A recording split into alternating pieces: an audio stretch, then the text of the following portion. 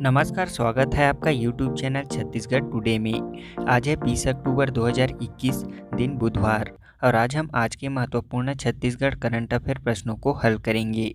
तो चलिए शुरू करते हैं।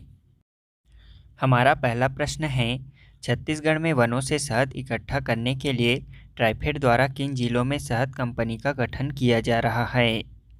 इसका आंसर है ऑप्शन ए, सरगुजा, बिलासपुर व बीजापुर जिला। छत्तीसगढ़ के वनों में शहद इकट्ठा करने के लिए ट्राइफेड द्वारा सरगुजा, बिलासपुर व बीजापुर जिले में शहद कंपनी का गठन किया जा रहा है। इसमें प्रत्येक जिले में 600 किसानों को शामिल कर एक कंपनी का गठन किया जाएगा और ये कंपनी शहद निकालने व उसके प्रसंस्करण में सहयोग देंगे।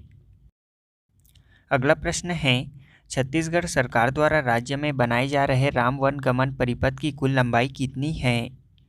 इसका आंसर है ऑप्शन बी, 2260 किलोमीटर। छत्तीसगढ़ सरकार द्वारा बनाए जा रहे राम वन गमन पर्यटन परिपथ की कुल लंबाई 2260 किलोमीटर है। यह पर्यटन परिपथ कोरिया जिला के सीतामढ़ी हरचौका से लेकर सुकमा के रामाराम तक कुल 2260 किलोमीटर है। इस परिपथ को राज्य शासन द्वारा 135.55 करोड़ रुपए की लागत से इस परिपथ को विकसित किया जा रहा है। इसी रामवन गमन पर्यटन परिपथ में रायपुर के आरंग विकासखंड स्थित माता कौशल्या मंदिर भी शामिल है, जिसका जीर्णोद्धार एवं विकास के प्रथम चरण का कार्य पूर्ण हो गया है, जिसका नवरात्रि के अवसर पर मुख्यमंत्री भूपेश बघेल ने लोकार्पण किया। बता दें कि छत्तीसगढ़ पर्यटन मंडल द्वारा रामवन गमन पर्यटन परिपथ के 75 स्थलों को चिन्हित किया गया है। इसमें प्रथम चरण में 9 स्थलों सीतामढ़ी हरचौका कोरिया जिला, रामगढ़ सरगुजा जिला, शिवरीनारायण जांजगीर चांपा, तुरतुरिया बलौदा बाजार, चनखुरी रायपुर, राजिम गरियाबंद, सिहावा सप्तर्षि आश्रम धमतरी, जगदलपुर बस्तर और रामाराम सुकमा को शामिल किया गया है। इस परिपथ में रोड का निर्माण, चौड़ीकरण एवं मरम्मत का कार्य किया जा रहा है। यहाँ पर्यटकों के ठहरने, भोजन, पानी, पार्किंग आदि की व्यवस्था के लिए छत्तीसगढ़ पर्यटन मंडल द्वारा कार्य किया जा रहा है। हमारा अगला प्रश्न है, विश्व स्वास्थ्य संगठन द्वारा जारी ग्लोबल टीबी रिपोर्ट 2021 में किस देश को सबसे ज़्यादा प्रभावित देश के रूप में उल्लेख किया गया है? इसका आंसर है ऑप्शन डी, भारत। विश्व स्वास्थ्य संगठन द्वारा जारी ग्लोबल टीबी रिपोर्ट 2021 में भारत को सबसे ज़्यादा प्रभावित देश के रूप में उल्लेख किया गया है। विश्व स्वास्थ्य संगठन WHO ने 2021 के लिए ग्लोबल टीबी रिपोर्ट जारी की है, जिसमें इसने कोविड-19 के प्रभावों पर प्रकाश डाला है। इसके साथ तपेदिक टीबी उन्मूलन की प्रगति में काफ़ी उलटफेर हुआ है।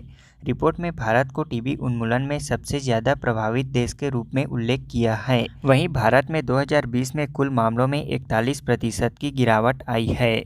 बता दें कि WHO की स्थापना 7 अप्रैल 1948 को की गई थी। इसका मुख्यालय स्विट्जरलैंड जिनेवा में स्थित है। इसके वर्तमान महानिदेशक डॉक्टर टेड्रोस अधानोम हैं। हमारा अगला प्रश्न है, हाल ही में किसने CMSR फाउंडेशन के साथ मिलकर हमर लइका मन मीडिया फॉर चिल्ड्रन अवार्ड की स्थापना की है? इसका आंसर है ऑप्शन बी, यूनिसेफ ने।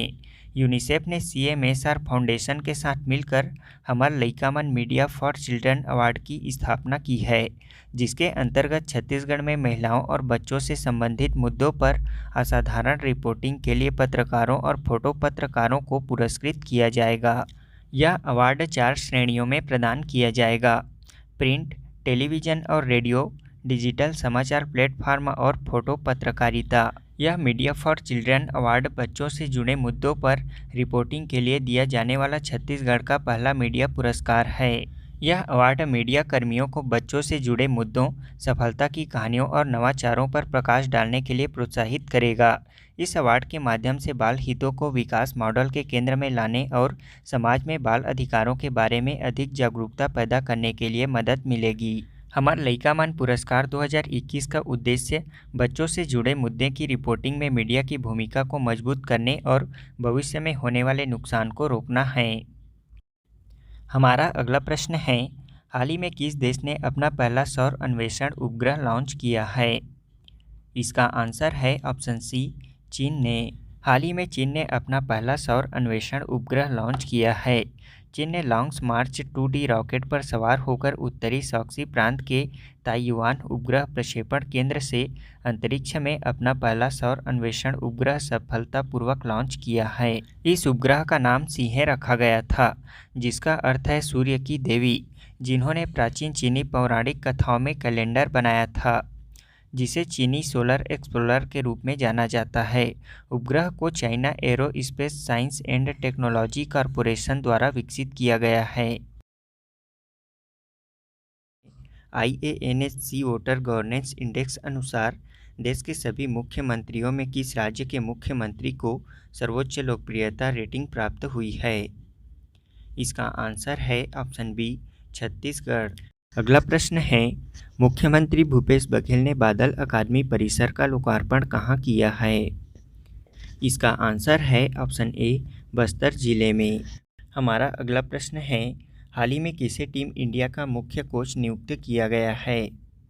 इसका आंसर है ऑप्शन डी, राहुल द्रविड़ को। हमारा अगला प्रश्न है, हाल ही में छत्तीसगढ़ सरकार द्वारा किस विषय पर डाक टिकट जारी किया गया है?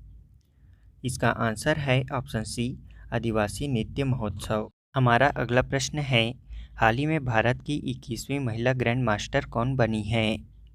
इसका आंसर है ऑप्शन बी, दिव्या देशमुख।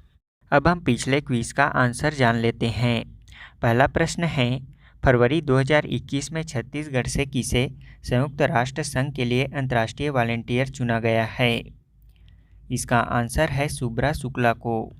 छत्तीसगढ़ की शुभ्रा शुक्ला को संयुक्त राष्ट्र एवं खेल व युवा कल्याण विभाग भारत सरकार की ओर से संयुक्त राष्ट्र संघ यूनाइटेड नेशन के लिए अंतर्राष्ट्रीय वॉलंटियर चुना गया है।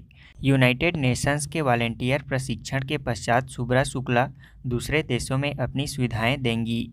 पिछले 2 वर्षों से वह छत्तीसगढ़ के मानव संसाधन विकास के अंतर्गत ह्यूमन केयर डेवलपमेंट भारत सरकार में काउंसलर के रूप में कार्यरत थी और वर्तमान में वह ह्यूमन केयर के अंतर्गत छत्तीसगढ़ की CEO चयनित हुई हैं। दूसरा प्रश्न है, छत्तीसगढ़ का कौन सा जिला प्रधानमंत्री किसान सम्मान निधि के क्रियान्वयन में देश में शीर्ष स्थान पर है? इसका आंसर है बिलासपुर जिला। छत्तीसगढ़ के बिलासपुर जिले को प्रधानमंत्री किसान सम्मान निधि योजना के क्रियान्वयन में देश में पहला स्थान अर्जित करने के लिए राष्ट्रीय अवार्ड प्राप्त हुआ है। नई दिल्ली में केंद्रीय कृषि मंत्री नरेंद्र सिंह तोमर ने बिलासपुर कलेक्टर डॉक्टर सारांश मित्तर को राष्ट्रीय अवार्ड से सम्मानित किया है। बता दें कि प्रधानमंत्री नरेंद्र मोदी की महत्वाकांक्षी योजना प्रधानमंत्री किसान सम्मान निधि योजना में जिले के 3,18,249 किसानों को शामिल किया गया है। इन किसानों के बैंक खाते में प्रति वर्ष 4 किस्तों में 6,000 रुपये केंद्र सरकार द्वारा जमा किए जाते हैं। इस मामले में बिलासपुर जिला को पूरे देश में शीर्ष स्थान प्राप्त हुआ है।